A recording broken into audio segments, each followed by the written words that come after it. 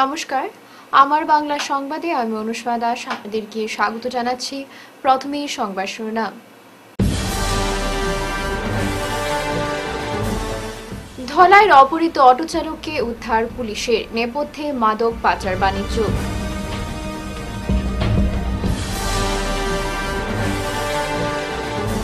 ফের ভেঙে পড়ছে মহাদেবপুরের বাঁধ, প্রতিবাদে সরব বিডিএফ ও এলাকাবাসী।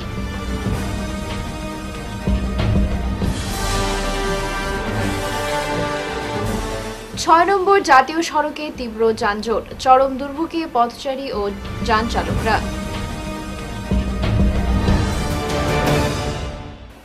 এবারে বিস্তারিত আমার বাংলা সংবাদ। অসম মিজোরাম সীমান্তে অপহৃত ধলাই খুলিছড়ার অটোচালক আশরাফুল হককে উদ্ধার করল কাছাড় পুলিশ।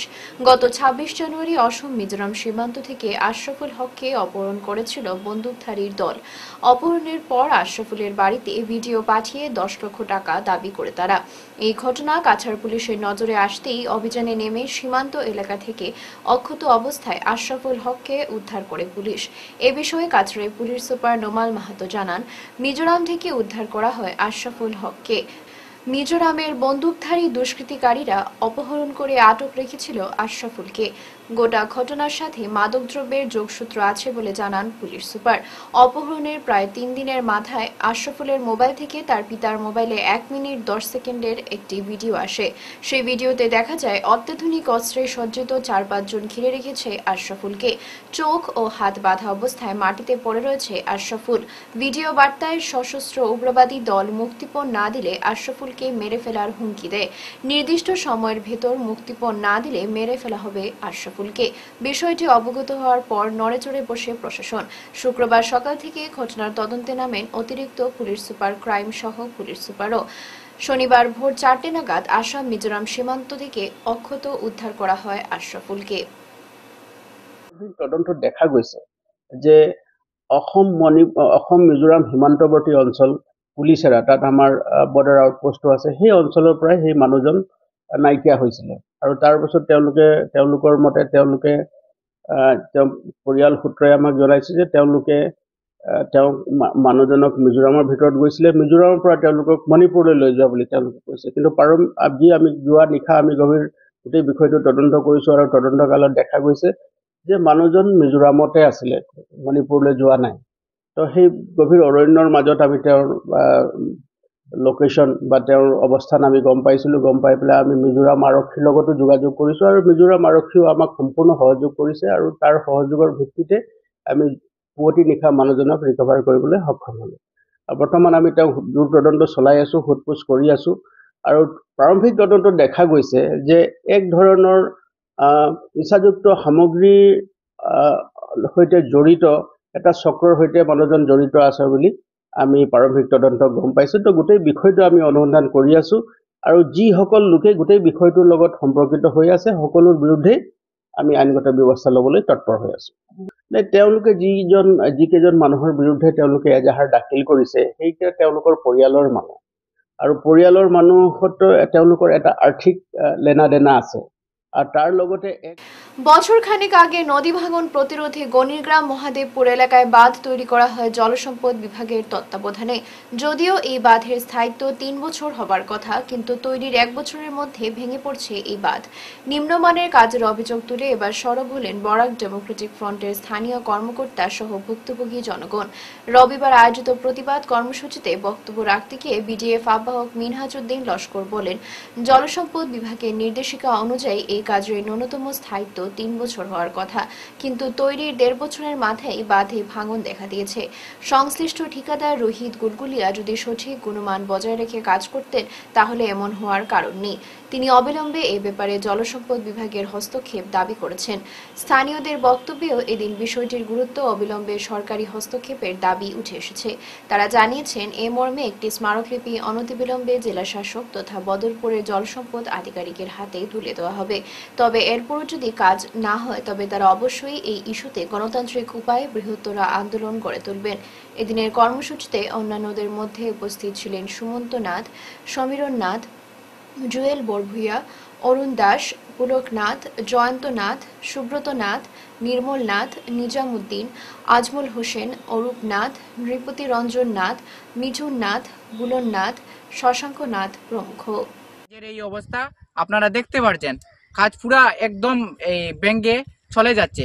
কিন্তু এই যে কেস লাইনের অবস্থা, যদি এই ডিপার্টমেন্ট এই যে কন্ট্রাক্টরকে হ্যান্ড ওভার দিয়েছিল কাজের জন্য, সেই কন্ট্রাক্টর যদি সুষ্ঠু সুন্দরভাবে যদি কাজ করতেন, রুল রেগুলেশন যদি ফলো করে কাজ করতেন বা প্ল্যান এস্টিমেট মোতাবেক লক্ষ্য করে যদি কাজ করতেন, তাহলে কাজের এই অবস্থা হতো না।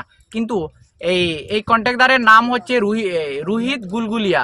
তো আমি মনে করি এটা ডিপার্টমেন্ট এবং এই কন্ট্রাক্টরের গাফিলতির কারণে আজকে এই ভয়াবহ পরিস্থিতি এবং ভয়াবহ অবস্থা। তাই আমরা গ্রামবাসী সবাই একত্রিত হয়েছি। আমাদের গ্রামের প্রায় 90% মানুষ কৃষিজীবী, খেটে খাওয়া মানুষ, রেশন ভিত্তিক মানুষ। এটার উপর ভিত্তি করে মানুষ এর চলাচল করে বা মানুষের এই জীবিকা নির্বাহ করে। তো তাই আজকে এই আগামী দিনে যদি আজকে বর্ষার সিজনে যদি এই কাজের এই আজকের দিনে এই অবস্থা, বর্ষার দিনে কি হবে আমরা কিছুই বুঝতে পারছি না। কিন্তু বর্ষার দিনের ভয়াবহ অবস্থা হতে পারে।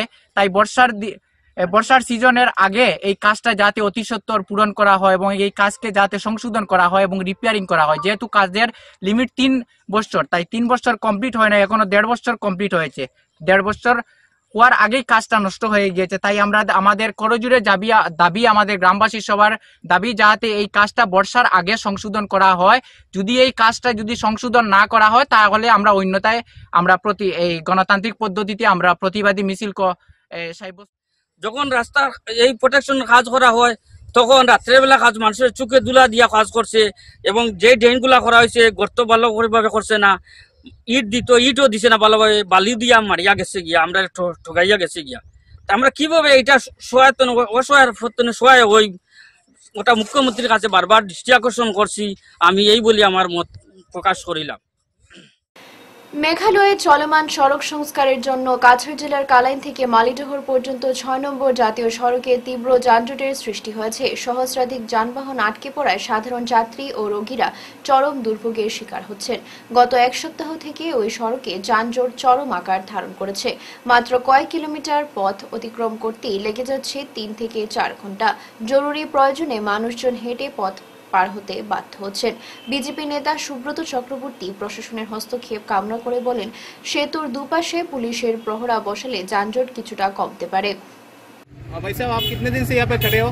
3 दिन से खड़े हैं। क्या लोड है? रबड़ लोड है। दिक्कत हो रहा है क्या? दिक्कत ये 3 दिन से खड़े हैं, कार भाई छोड़ते नहीं है। ये गाड़ियाँ आती हैं ओवरटेक करके, लोकल गाड़ी निकल जाती है, हम तो खड़े हैं लाइन में। और लोकल गाड़ी निकल रहा है, देखो ना आपके सामने ओवरटेक करके आती हैं गाड़ियाँ। क्यों बंद है मालूम है क्या? पता नहीं क्या चक्कर है, आगे रास्ते का कोई काम लगा होगा शायद।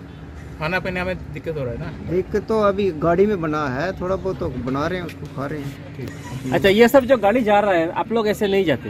नहीं, ऐसे कहाँ जाएंगे हम, तोड़ फोड़ करेंगे पुलिस वाले। आगे से गाड़ी आएगी, कोई जाम लग जाएगा, फिर कहाँ जाएंगे, फिर बीच में कहाँ घुसेंगे हम, ये मसला है। हमें निकालते की बुआ जामो কোন জায়গা এটা? এটা খালাইন। কিদার লেগে জানো নি জামটা? এটা রাতাধরা সাররা না পুলিশে, মেঘালয় পুলিশে। কেন? এটা রাস্তা বলে উঠে না বলে, গাড়ি বলে মেঘ দেওয়া বলে সিলেক্ট করে। কেমন ভোগান্তি পাইরা এই জামর লাগিয়া? জামে তো আর তোর নিয়ে 7-10 দিন থেকে দুবেলা খালি যাও। কত সময় জাম থাকে এটা? বেজান যাও। কয় ঘন্টা থাকে মোটামুটি? 4 ঘন্টা 5 ঘন্টা আচ্ছা দিন যায়, মানে জাম করার পরে। আপনার কেমন অসুবিধা হয়নি সব জামের লাগিয়া? যেমন লাগে অসুবিধা কি, মানে ইনস্টলমেন্ট বাড়ো না, 7-10 দিন ইয়ার ইনস্টলমেন্ট বাড়ন না। সাধারণ মানুষেরও দাবি, দ্রুত সড়ক সংস্কার সম্পন্ন করে যানজট নিরসনে প্রশাসনকে কঠোর ব্যবস্থা নিতে হবে। আসাম বিশ্ববিদ্যালয়ের একের পর এক কুকাণ্ডে রেজিস্ট্রারের ভূমিকা নিয়ে সরব হল বরাক নাগরিক সংসদ। রবিবার বরাক নাগরিক সংসদের প্রধান সম্পাদক শঙ্কর দে ক্ষোভ উগরে আসাম বিশ্ববিদ্যালয়ের সুরক্ষা ব্যবস্থা নিয়ে প্রশ্ন তোলেন। তিনি বলেন, 14 বছরের ওই নাবালিকাকে শ্লীলতাহানির ঘটনায় অভিযুক্ত ফারুক আহমেদের বিরুদ্ধে দৃষ্টান্তমূলক ব্যবস্থা নিতে হবে। বিশ্ববিদ্যালয়ে কাজ করানো হচ্ছে, অবিলম্বে এর পূর্ণাঙ্গ তদন্তের ব্যবস্থা করতে হবে এবং উচ্চস্তরীয় তদন্ত, বিচার বিভাগীয় তদন্ত সেটি করতে হবে এবং এর প্রতিবেদন অবিলম্বে প্রকাশ করতে হবে। কারণ দেখা যাচ্ছে যে মাস কয়েক আগেই এই আইন বিভাগেরই একজন শিক্ষক বিশ্বজিৎ দাস দেখা গিয়েছে যে তিনি একজন গবেষককে তিনি যৌন নিগ্রহ করেছেন। সেই মহিলা সরাসরি অভিযোগ করেছেন। এর আগে এই বিশ্ববিদ্যালয়েরই একজন শিক্ষক তার বাড়ি থেকে আরেক আদিবাসী মহিলা তিনি নিখোঁজ হয়েছিলেন। নেহা বাগচি তারও কম বয়স ছিল এবং আজ পর্যন্ত তাকে খুঁজে পাওয়া যায়নি। আসাম বিশ্ববিদ্যালয়ে এই যে কুকর্ম কুকাণ্ড চলছে এ ব্যাপারে অবশ্যই প্রশাসনিক কর্তৃপক্ষকে দায়ভার নিতে হবে। আমরা মনে করি যে রেজিস্ট্রার পদে যিনি আসেন প্রদোষ কিরণ নাথ তার বিরুদ্ধে বহু অভিযোগ রয়েছে। পূর্ণাঙ্গ তদন্ত করতে হবে।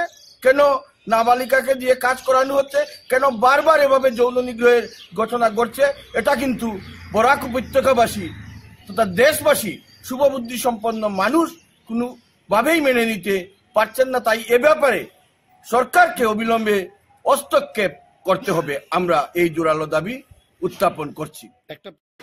আনন্দনগর মা কালী মন্দিরের কর্মকর্তাদের সঙ্গে বিরোধ মিটে গেলেও তপবননগর আশ্রম রোড কীর্তন কমিটির নামে যারা সংবাদ মাধ্যমে বক্তব্য রেখেছিলেন তাদের বিরুদ্ধে মানহানির মামলা করছেন বিজেপির নেতা প্রাক্তন ওয়ার্ড কমিশনার রাজেশ দাস। দিন দুয়েক আগে সংবাদ মাধ্যমকে ডেকে এলাকার বয়োজ্যেষ্ঠ শ্রী নন্দ দাস এবং বিজয় দাস রাজেশের বিরুদ্ধে গালিগালাজের অভিযোগ আনেন। আজ এক সাংবাদিক সম্মেলনে তারা জানান ভুল বোঝাবুঝির জন্যই এই কাণ্ড হয়েছে। সাংবাদিক সম্মেলনে রাজেশ জানান কীর্তন কমিটির নামে কতিপয় ব্যক্তিগত ফায়দা তুলছেন এবং এই ফায়দা তুলতে গিয়ে তার বিরুদ্ধে সংবাদ মাধ্যমে কুৎসা রটিয়েছেন। অথচ অনেক ক্ষেত্রে সরকারের অপরাধের খাতায় এইসব ব্যক্তির নাম রয়েছে। তাদের বক্তব্যে সমাজের কাছে রাজেশের নাম হেয় প্রতিপন্ন হয়েছে। তাই তাদের বিরুদ্ধে জেলা আদালতে মানহানির মামলা করেছেন রাজেশ। নাম হলো বিজয় দাস আর আমি কমিটির সেক্রেটারি আর তাই হলো সভাপতি। আমরা রাজেশ দা আমরা যে কোনোভাবে একটা কথাবার্তা হয়েছে, আমরা মধ্যে একটা মনোমালিন্য আসলো। এই মনোমালিন্যটা শেষ হয়েছে, রাজেশ দা এই জিনিসটা শেষ করছে। আমরা এই ব্যাপারে আর কোনো কিছু নাই। রাজার প্রতি আমরা আগে যেমন চলছি আমরা আবার এইরকমই চলবো, কোনো অসুবিধা নেই। আমরা এর মধ্যে শেষ কালী মন্দির কমিটি আমরা হলো ক্লাব হইল মিলন সংঘ ক্লাব, জায়গাটার নাম হলো মা কালী লেন আনন্দনগর। কমিটির নাম হলো মিলন সংঘ ক্লাব। আমরা চালানোর কোনো উদ্দেশ্য নাই, কিন্তু কিছু সংখ্যক মুসলিমে কিছু সংখ্যক মানুষ নিজের স্বার্থ চরিতার্থ করার লাগে একটা কীর্তন কমিটির এই পরিচয় ব্যবহার করে। তাই আমার একটি কথা, যারা যারা এই সাধারণ একটা ঘটনা এই কীর্তন কমিটির নামরা জড়িত করেছে আমি তাদেরকে ধিক্কার জানাই। তাদের কথায় কীর্তন কমিটি চলে না। কীর্তন কমিটি তপবননগর, চেঙ্কুরি রোড, চানমারি সবাইকে নিয়ে একটা কীর্তন কমিটি গঠন হয়। ব্যক্তির সাথে 2-3 জন জড়িত হয়ে পট করে বলে দিল আমরা কীর্তন কমিটি, এটা আমরা কীর্তন কমিটি জড়িত বা এই প্রেস মিট ছিল না। এলআইডিএস এর ফান্ড একজন ব্যক্তির নামে সেই জায়গাটা আমরা এই মন্দির কমিটি বিগত দিনে যেহেতু রেজিস্ট্রেশন বন্ধ আছে আমরা করতে পারিনি। একটা ফান্ড অলরেডি রিলিজ হয়েছে, যেহেতু যিনি এখানকার মালিক, জায়গার মালিক হিমাংশু চক্রবর্তী মহোদয় একটা লিখিত অভিযোগ জানিয়েছিলেন এমএলএ মহোদয়কে। তো এমএলএ মহোদয় যেহেতু বাইরে আছেন, 5 তারিখের পরে উনি আসবেন। উনি আসার পরে সেটা সুরাহা হয়ে যাবে। অলরেডি মন্দির কমিটি আপনাদের বলেছেন সেটা। প্রতিবারের মতো এবারও দেশাত্মবোধক সাংস্কৃতিক অনুষ্ঠানের আয়োজন করল রাধা আত্মসহায়ক গোষ্ঠী। এদিন অন্নপূর্ণা মন্দির প্রাঙ্গণে ওই দেশাত্মবোধক সাংস্কৃতিক অনুষ্ঠানের আসর আয়োজিত হয়। এতে অসংখ্য কচিকাচারা নাচ গান পরিবেশন করেন। মনোমুগ্ধকর এই অনুষ্ঠানের সূচনা হয় প্রদীপ প্রজ্বলন করেন কৈলাস তেওয়ারি সহ গ্রুপের অন্যান্যরা। গোটা অনুষ্ঠান সঞ্চালনা করেন আনন্দ দুবে। এছাড়াও উপস্থিত ছিলেন সিআরপি রাজস্বী দাস, সভাপতি দুর্গা হাজাম, সম্পাদিকা সত্যপ্রভা পাল এবং সদস্যদের মধ্যে উপস্থিত ছিলেন রূপা দাস, পূর্ণিমা দাস, সুস্মিতা পাল, লক্ষ্মী পাল সহ গ্রুপের অন্যান্য সদস্যরা। নমস্কার। রাধা এসএসজির ব্যবস্থাপনায় প্রতি বছর ওনারা 26শে জানুয়ারি পালন করেন। সেই 26শে জানুয়ারির উদ্দেশ্য নিয়ে আজকে আমাদের এই প্রোগ্রামটা আয়োজন করা হয়েছে। তো সেই প্রোগ্রামের মধ্যে অন্নপূর্ণা মন্দিরের প্রেসিডেন্ট এন্ড সেক্রেটারি দাদা দুজন উপস্থিত আছেন। এখন সঙ্গে আর এসএসজি গ্রুপের সদস্য যারা দিদিরা আছে ওনারা উপস্থিত আছেন। আজকে এখানে ছোট ছোট বাচ্চাদের কবিতা, নাচ, গান সেই প্রোগ্রামের আয়োজন করা হয়েছে। আর সেই প্রোগ্রামের মধ্যে আমাকে মিউনিসিপ্যালিটি এসএসজি গ্রুপের সিআরপি কমিউনিটি রিসোর্স পার্সনের দায়িত্ব হিসাবে যেহেতু 24 নম্বর ওয়ার্ডে আমি কাজ করি, সেই উদ্দেশ্যে আমাকে এখানে আজকে গেস্ট হিসাবে নিমন্ত্রণ করা হয়েছে। এবং ওনারা মহিলারা যেভাবে উৎসাহ নিয়ে 26শে জানুয়ারির উদ্দেশ্য নিয়ে আজকে যে প্রোগ্রামটা করেছে অনেক ভালো হয়েছে। আমার ওইটাই আর কি ওনাদের কাছে একটা রিকোয়েস্ট থাকবে যে এইভাবে আজকে যেভাবে মহিলারা নিজের উৎসাহ, বাচ্চাদেরকে উৎসাহ দেওয়ার জন্য এসএসজি গ্রুপ থেকে এগিয়ে আসছে, যাতে আগামী দিনে এই 24 নম্বর ওয়ার্ডের মধ্যে অনেক এসএসজি আছে ওনারাও যাতে সেইভাবে উৎসাহিত হয়ে আগে আসে। তো এই বলে আমি আমার বক্তব্য এখানে শেষ করছি। নমস্কার। আল আমিন সিনিয়র সেকেন্ডারি স্কুলের 11তম বার্ষিক অনুষ্ঠান ও বিদায় সংবর্ধনা সফলভাবে সম্পন্ন। শনিবার হাইলাকান্দি রাঙ্গাউটিতে অবস্থিত আল আমিন সিনিয়র সেকেন্ডারি স্কুলে অনুষ্ঠিত হয় তার 11তম বার্ষিক অনুষ্ঠান ও বিদায় সংবর্ধনা। এই অনুষ্ঠানে ছাত্রছাত্রীরা বিভিন্ন সাংস্কৃতিক অনুষ্ঠানে অংশগ্রহণ করে, যার মধ্যে ছিল নাচ, গান, বক্তৃতা ও নাটক। এই বছর বার্ষিক অনুষ্ঠানে অনুষ্ঠিত হয় বার্ষিক ক্রীড়া প্রতিযোগিতার পুরস্কার বিতরণ। বিভিন্ন ক্রীড়া ইভেন্ট বিজয়ীদের মধ্যে মোট 525 জন ছাত্রছাত্রীকে পুরস্কৃত করা হয়। এছাড়াও গত একাডেমিক বছরে প্রতিটি শ্রেণীর প্রথম স্থানাধিকারী ছাত্রদের সম্মাননা প্রদান করা হয় এবং এই বছরে 10 জন ছাত্রকে বিভিন্ন ক্যাটাগরিতে পুরস্কৃত করা হয়। পাশাপাশি 14 জন অভিভাবককে তাদের অবদান জন্য পুরস্কৃত করা হয় এবং উপস্থিত অতিথি ও মিডিয়া ব্যক্তিত্বদেরও সংবর্ধনা জানানো হয়। বিদায় সংবর্ধনা অনুষ্ঠানে 28 জন বিদায়ী ছাত্রছাত্রীকে গামছা ও মেমেন্টো দিয়ে সম্মানিত করা হয়। This is a great achievement and salute to the teachers because behind this they are the backbone of this institute. আজকে ওদের প্রচেষ্টার জন্য স্কুল এর পর্যন্ত পৌঁছতে পেরেছে। তো বিশেষ করে এই স্কুলের জার্নি মাত্র 60 স্টুডেন্ট দিয়ে স্টার্ট হয়েছিল একটি বাড়াতে করে, আর আজকের দিনে উইদিন 11 ইয়ার্স অফ জার্নি আজকে 400 স্টুডেন্টস, আর এই বছর 6 ব্যাচ আমাদের স্কুল থেকে ম্যাট্রিক দেবে। তো এটা হচ্ছে গ্রেট অ্যাচিভমেন্ট। এই জন্য স্পেশালি অনেক অভিভাবকরা আছে, অনেক স্টুডেন্ট আছে যারা এখানে উপস্থিত হয়েছে, কিছু পুরানো স্টুডেন্ট আর অভিভাবকদের সাপোর্ট। কারণ যে সময় এই জায়গায় স্কুল হয়েছিল, প্রথম দিন যেখানে কেউ বিশ্বাস করতে পারেনি যে এখানে স্কুল হবে, কারণ এখানে পাশে একটা বড় স্কুল আছে কিনা, আরো 2-3টা স্কুল আছে, এদের মধ্যে একটা ইংলিশ মিডিয়াম রেসিডেন্ট যে স্কুলের যাত্রা শুরু হয়েছিল।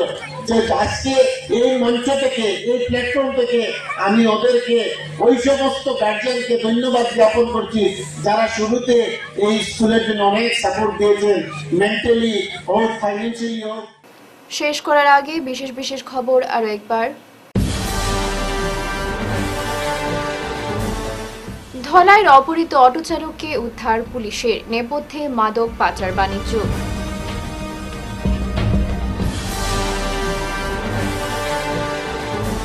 ফের ভেঙে পড়ছে মহাদেবপুরের বাঁধ, প্রতিবাদে সরব বিডিএফ ও এলাকাবাসী।